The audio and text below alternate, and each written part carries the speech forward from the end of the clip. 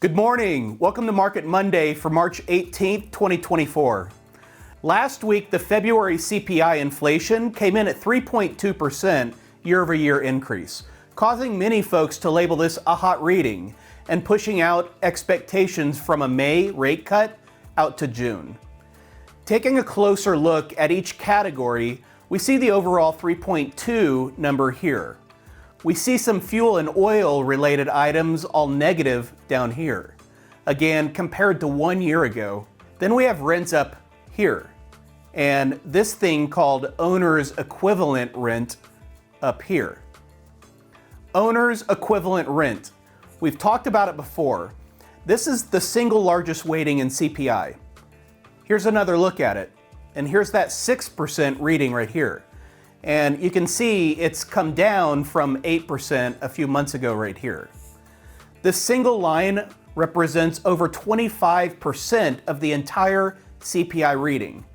We certainly do expect this to keep coming down, and that's one reason we believe inflation will continue trending lower in the months ahead.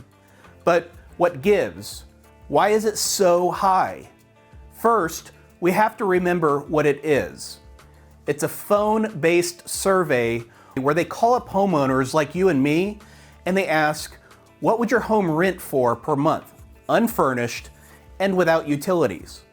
Like any self-respecting human being, we're all subject to behavioral biases. One that comes to mind that explains the high owner's equivalent rent is the endowment effect. The endowment effect simply states that when we own something, we place a higher value on it. It's a human characteristic, human nature. Naturally, this applies to our homes. And when we're asked what our homes are worth or what they would rent for, it's likely higher than what the market would actually warrant. There's no transaction to verify its accuracy, no test. Simply a matter of a homeowner's opinion.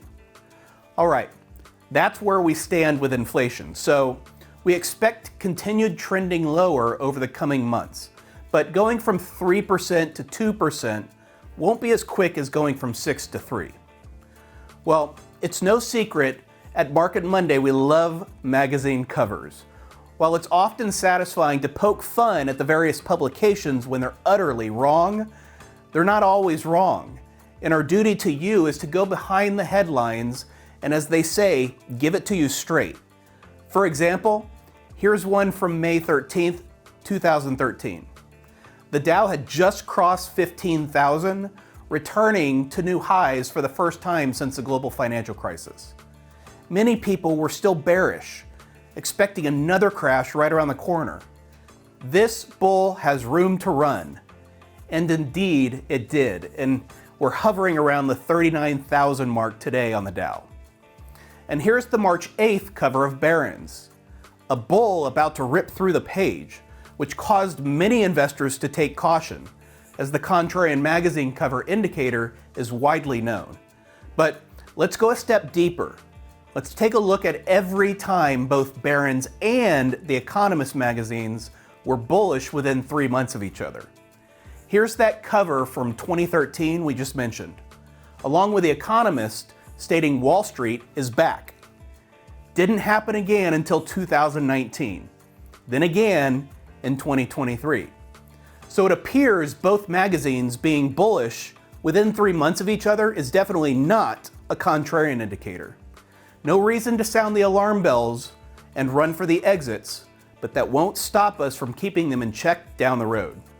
Have a great week.